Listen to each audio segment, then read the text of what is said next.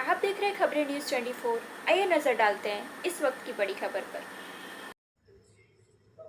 स्वामी प्रसाद मौर्य के बाद सलीम इकबाल शेरवानी ने राष्ट्रीय महासचिव पद से दिया इस्तीफा। सलीम शेरवानी ने सपा महासचिव पद से इस्तीफा दिया। मुस्लिमों का ध्यान नहीं रखने का आरोप।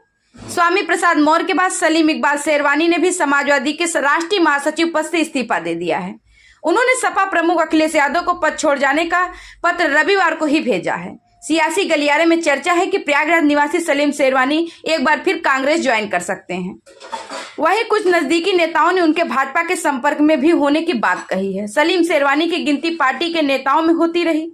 वह बदायूं सीट से 5 बार सांसद रह चुके हैं। 2019 के चुनाव में सपा प्रत्याशी धर्मेंद्र यादव के चुनाव हारने के बाद सलीम को उम्मीद थी कि सपा इस बार उन्हें अपना प्रत्याशी घोषित करेगी, लेकिन अखिलेश यादव ने उस सीट से अपने भाई धर्मेंद्र यादव को प्रत्याशी घोषित किया है। प्रयागराज से सिमरजा की खास रिपोर्ट। कुछ लोगों ने ये कहा कि मुझे राज्यसभा का टिकट नहीं मिला इसलिए मैं नाराज़ हो गया।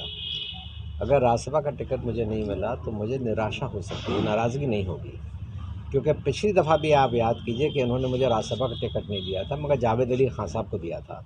मैंने कोई नाराज़गी नहीं दिखाई, ना मैंने कोई रिएक्शन दिखाया।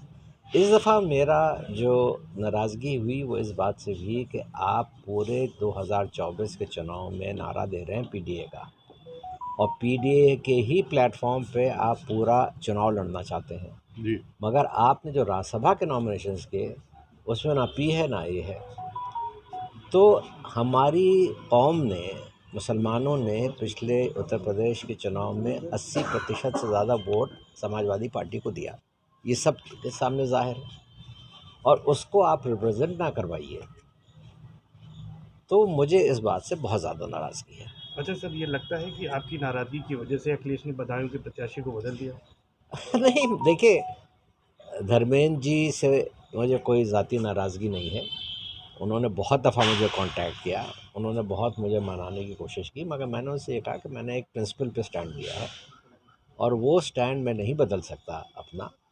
और जिस तन मन धन से मैं तुम्हें चुनाव लड़ाता, आज मेरे और मेरे सपोर्टर्स की वो स्थिति नहीं है, ये मैंने उनको कह दिया था। अच्छा, ये बताएंगे समाजवादी पार्टी में भी आपका वापसी का है, आपने पार्टी नहीं छोड़ा है, वापसी हो सकती है या नहीं? देखिए, मैंने समाजवादी पार्टी इसलिए नहीं छोड़ी क्योंकि मैंने, अगर आप मेरा पत्र पढ़ें, मैंने उसमें लिखा है कि मैं अपना अगला फैसला 3-4 हफ्ते में लूँगा। मेरे पास ये सही नहीं है मेरा कि मैं अपने आप से इस्तीफ़ा दे दूँ। पद तो मेरा है, मैं पद से इस्तीफ़ा दे सकता हूँ, मगर जितने लोग मेरे साथ, इतने लोगों ने मेरे साथ समाजवादी पार्टी ज्वाइन की, चाहे वो अलीगढ़ के लोग हों, चाहे वो एटा के लोग हों, चाहे वो बदायूं के लोग हों, चाहे वो बरेली के लोग हों, इलाहाबाद के लोग हों, खड़े हुए हैं यहाँ लोग। अब मैं बग़ैर इन लोगों की राय लिए हुए, बग़ैर इनसे पूछे हुए कोई फ़ैसला कर लूँ, तो ये इसको मैंने नहीं सही समझा। इसलिए मैं अब एक मीटिंग कॉल करने जा रहा हूँ अगले हफ्ते 10 दिन में।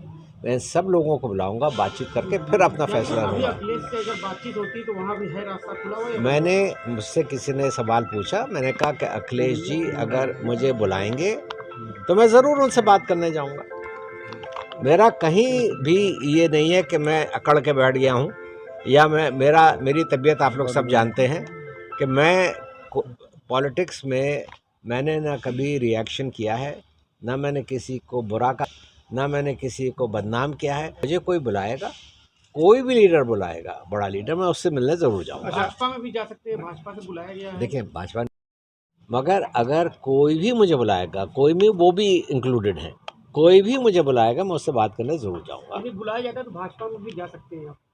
देखिए, मैं फ़ैसला जाने का भी नहीं लूँगा, अभी तो मैं बात करके समझना चाहूँगा कि मुझको बहुत कुछ मिल चुका है।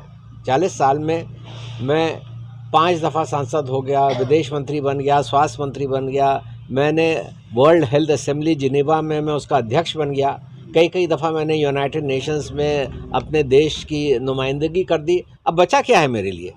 अगर मेरे लिए कुछ बचा है तो वह इज़्ज़त से रहना और जो लोग मुझसे जुड़े हुए हैं उनका सम्मान बना के रखना। तो अगर मैं कहीं भी कोई पार्टी मुझे बुलाएगी, मुझे पहले ये देखना है कि मेरा और उनकी बातचीत में क्या निकलता है। फैसला मैं नहीं करूँगा जब तक मैं अपने लोगों को उसमें इन्वॉल्व नहीं करूँगा। समाजवादी पार्टी और बसपा के लोगों ने बातचीत की है? सपा के भी लोगों ने मुझे अप्रोच किया है। कांग्रेस से भी कोई बात नहीं? कांग्रेस के कुछ लोगों ने मुझे अप्रोच किया है, मगर वो बहुत ही मिडिल लेवल के लीडर्स हैं। अब वो क्या उन्होंने कहा है कि साहब वो आप चलिए, तो ऐसे में नहीं जाऊंगा।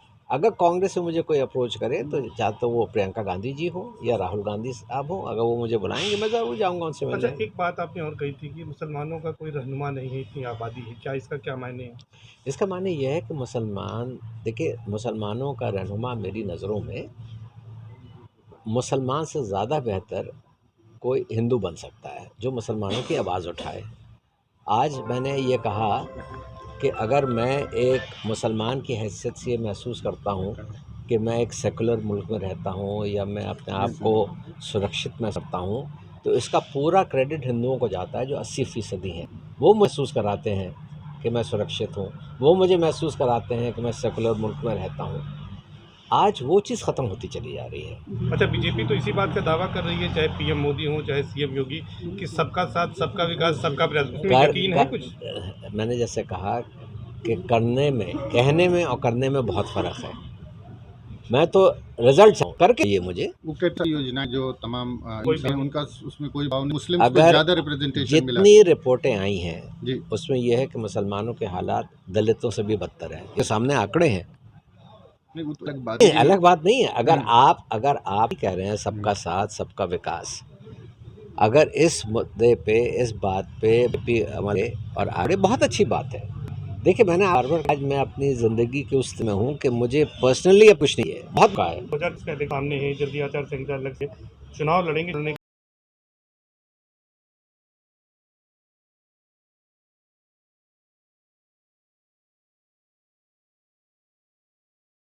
को मौका देना तो ये चाहिए। रिटायरमेंट है जो पद छोड़। रिटायर तो हो ही चुका है एक तरह से, क्योंकि मैं अखिलेश जी से भी कह दिया था जब मैंने उनको ज्वाइन किया था कि मैं किसी भी सीट का इच्छुक नहीं, मगर जहां आप मुझे इस्तेमाल करना चाहेंगे मैं जाऊंगा, इलेक्शन लड़ाऊंगा।